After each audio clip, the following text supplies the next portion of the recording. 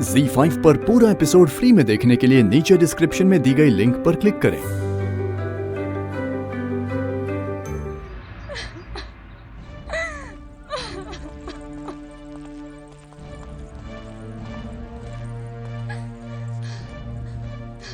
क्या हुआ इन्हें?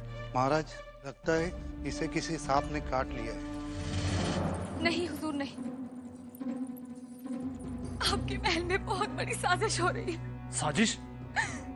कैसे साजिश?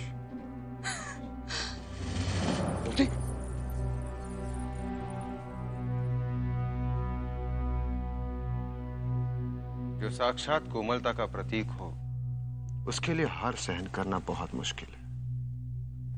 रघुनाथ सिंह। जी महाराज। वैद्य को बुलाइए। जी महाराज। मोती, मोती। अब तुम्हें महारानी बनने से कोई नहीं रोक सकता। बस अपना धैर्य बनाकर रखना।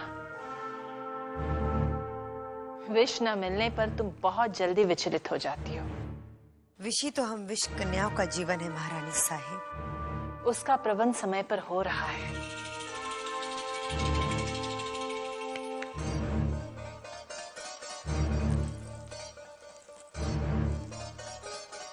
बस अपना पूरा ध्यान गंगाधर राव की ओर केंद्रित करना।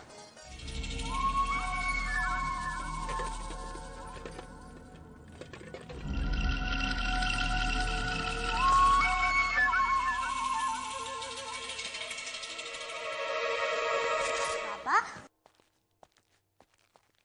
आप आजोबा के साथ नहीं जाएंगे? अरे मैं तो जाने के लिए तैयार था, परंतु श्रीमान सरकार, वो तो अपना पेशवाई मान सम्मान भूलकर अकेले जाना चाहते हैं। हे देवा, ये संबंध बन जाए तो सारा बिठुर एक हो जाएगा। फिर इन फिरंगियों का साहस तक नहीं होगा कि वो हमारी तरफ आंख उठाकर भी देख सके। मनु दीदी, आपको श्रीमन सरकार याद कर रहे हैं। बाहर बग्गी तैयार खड़ी है। हम भी चलेंगे? श्रीमन सरकार के साथ केवल आप ही जा रही हैं। देखा, श्रीमान सरकार हमसे भी ज्यादा प्रेम करते हैं तुमसे। नहीं बाबा, जितना प्रेम आप हमसे करते हैं उतना ही आजोबा भी। अरे पगली, कैसी बात कर रही है? मेरी तुलना श्रीमान सरकार से कर रही है? भले ही आज मराठा साम्राज्य के वैभव का सूर्य अस्त हो गया हो, परंतु उनके विशाल हृदय की भव्यता किसी राजा महाराजा से कम नहीं है। ये तो आप सही कह रहे हैं। अभी बाहर कुछ दासियां किसी राजा, हाँ, झांसी के महाराजा, उनकी बात कर रही थी। दासियां क्या बात कर रही थी? वो कह रही थी कि झांसी के महाराज अपनी रानी ढूंढने के लिए नृत्य प्रतियोगिता करवा रहे हैं। झांसी के महाराजा गंगाधर राव को नृत्य, वादन, गायन और नाटक में बड़ी रुचि है। फिर राजकाज कब करते होंगे? अभी विधिवत रूप से राजकाज के पूर्ण अधिकार उन्हें प्राप्त नहीं हुए। समस्याओं से घिरे हैं बेचारे। बेचारे क्यों? राजकाज करेंगे नहीं, प्रजा का ध्यान नहीं रखेंगे, केवल नाच गाने में विलीन रहेंगे, फिर समस्याएं तो होंगी ही।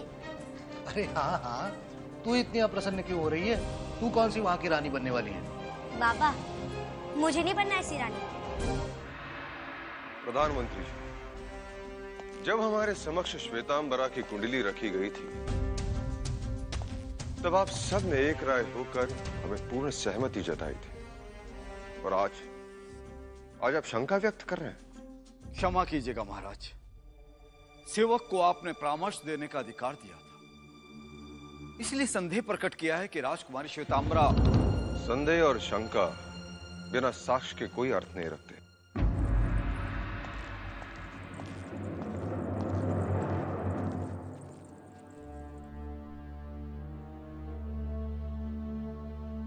हमने तुमसे कहा था ना कि महाराज बिना साक्ष्य के विश्वास नहीं करते। नरसिंह राव जी, साक्ष्य तो इस समय मेरे पास नहीं है, परंतु आपने एक बात गौर की? जानकी बाई किस तरह महाराज के विवाह को लेकर अधीर हो रही थी।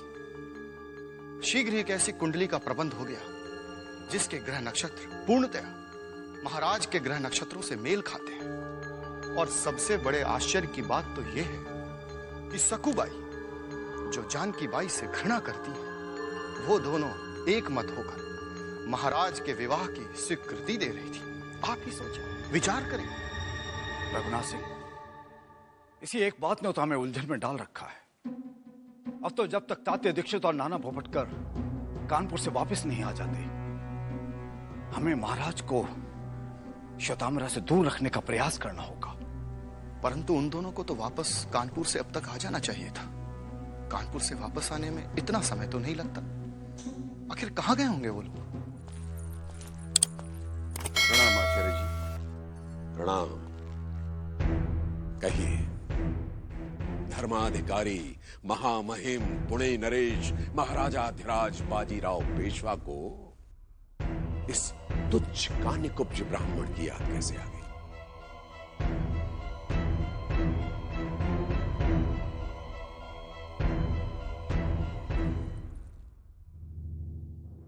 आचार्य जी, आपके इन संबोधनों में छिपा विष ये बाजीराव कितनी बार पी चुका है।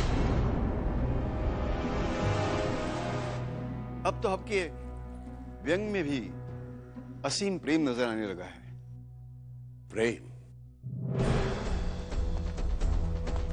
अब ये दिन भी देखना शेष रह गया था कि कान्यकुब्ज ब्राह्मणों के आचार्य को मात्र धन से वंचित रहने के कारण आप जैसे लोगों से प्रेम की व्याख्या समझनी होगी। आचार्य जी, हमें नहीं मालूम कि हमसे ऐसा कौन सा कृत्य हुआ कि जिसने आपके मर्म पर आघात कर दिया और आप हमसे इतना व्यथित हो गए। अगर अनजाने में कोई भूल हो गई हो तो क्षमा कर दीजिए। बाजीराव, तुम जैसे लोगों के साथ संबंध बनाने के बजाय मैं अपनी पुत्री को मृच्छम की भांति खोद कर गाड़ दूंगा, समझे? शिवानंद, इन सारे थालों को उठाकर इनके द्वार पर जाकर फेंक दो।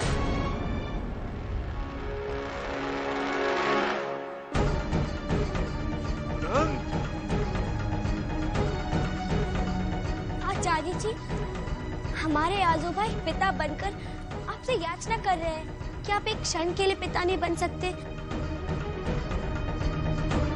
वैशाली दीदी हमारे नाना भाव से प्रेम करती है। झूठ है ये। वैशाली,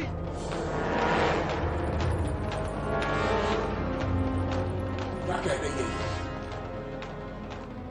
हाँ बताइए वैशाली दीदी, क्या आप हमारे नाना भाव से प्रेम नहीं करती?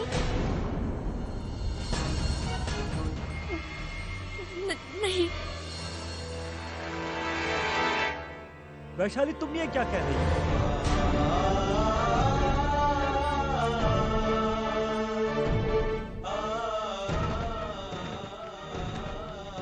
सुना नहीं तुमने उसने क्या कहा? आज के बाद मेरी चौखट पर अपने पांव मत रखना।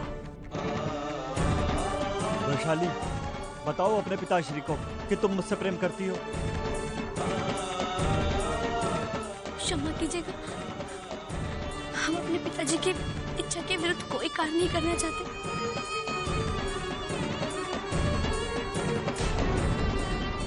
भगवान के लिए चले जाइए यहाँ से। सुनिए श्रीमान, ये कान्यकुब्ज ब्राह्मणों की बस्ती यही है। ये बादरायन जी का घर कहाँ है? वो रहा पास में। हाँ, आइए पोपटकर जी, ये संबंध शीघ्र बन जाए तो बहुत अच्छा है। हमें क्षमा कर दीजिएगा आजोबा। तुम किस बात के लिए क्षमा मांग रही हो? हमारे कारण आपको इतना अपमान झेलना पड़ा। ना मैं आपसे कहती, ना आप मेरी बात मानकर उस अहंकारी आचार्य जी के यहाँ जाते। अरे नहीं नहीं बच्ची, इसमें तुम्हारा क्या दोष है? अरे तुमने तो दो तथाकथित समुदायों को एक करने की प्रेरणा दी है। जब तुम्हारी सोच आम आदमी तक जाएगी ना, हिंदुस्तान में इन फिरंगियों का अंतिम दिन होगा।